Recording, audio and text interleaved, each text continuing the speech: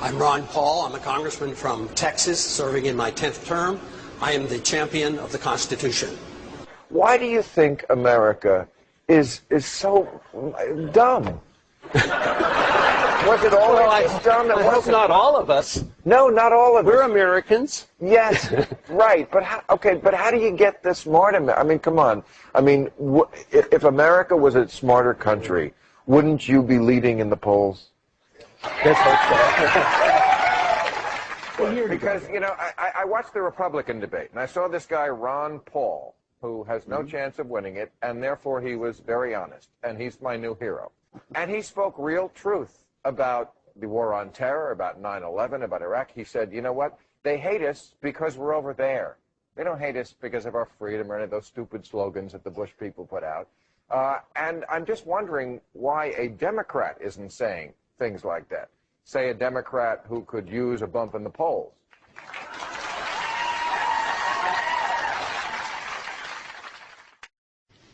Terrorism is a tactic. You can't have a war against a tactic. It's deliberately vague and non-definable in order to justify and permit perpetual war anywhere and under any circumstances. Don't forget, the Iraqis and Saddam Hussein had nothing to do with any terrorist attack against us, including that on 9/11.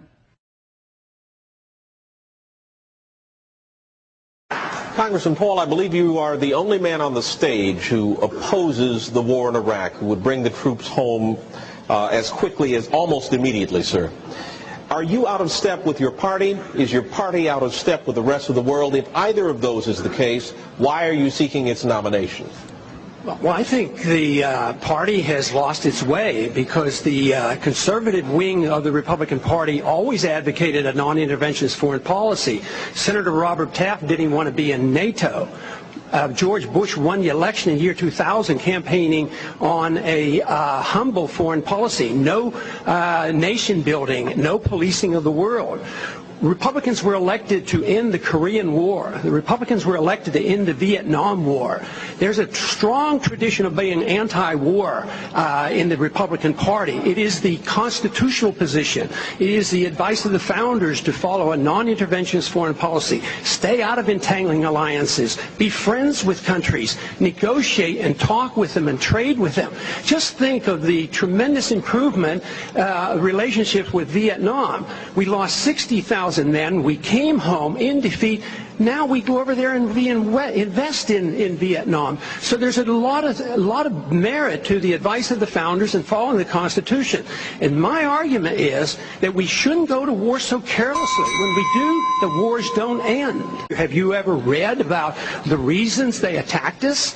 They attack us because we've been over there. We've been bombing Iraq for 10 years. We've been in the Middle East. I think Reagan was right. We don't understand the irrationality of Middle Eastern politics. So right now we're building an embassy in Iraq that's bigger than the Vatican. We're building 14 permanent bases. What would we say here if China was doing this in our country or in the Gulf of Mexico? We would be objecting. We need to look at what we do from the perspective of what would happen if somebody else did it to us. Are you suggesting we invited the 9/11 attack, sir? I'm suggesting that we listen to the people who attacked us and the reason they did it. And they are delighted that we're over there because Osama bin Laden has said, I am glad you're over on our sand because we can target you so much easier. They've already now, since that time, have killed 3,400 of our men, and I don't think it was necessary. It's an extraordinary statement. As someone who lived through the attack of September 11, that we invited the attack because we were attacking Iraq. I don't think I've ever heard that before, and I've heard some pretty absurd explanations for September 11. Well, if you're talking about 9/11, I mean, 9/11 to me was an unprovoked attack on the United States. And I would disagree with Ron Paul on the assumption somehow that we provoked that decision by Al-Qaeda to hit us in New York. Excuse me, Senator, but that's just what the Republicans did to Ron Paul in the debate. They twisted what he said. He wasn't saying that we were asking for it. What he was saying was we should listen to our enemies, and maybe the reason they're mad at us is because we have been meddling in the Middle East. We were in Saudi Arabia. That's what bin Laden was mad at us for. Now we're in Iraq, and we're screwing up that country.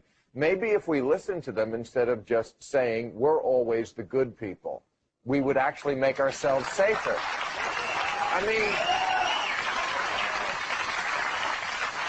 with all due respect, what do you have to lose?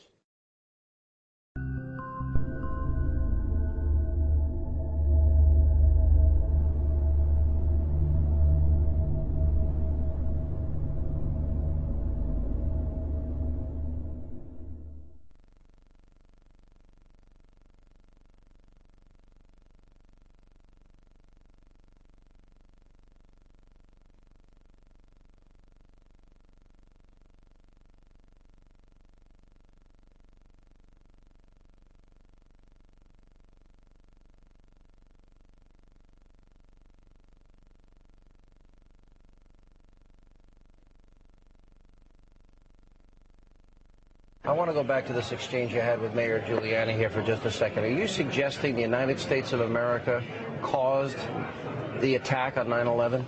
No, I think that's a cop-out. Our When policies? people imply that, what you're saying is that if you don't endorse my foreign policy, you're un-American, you're unpatriotic. I never said anything like that. I don't say it. You're suggesting.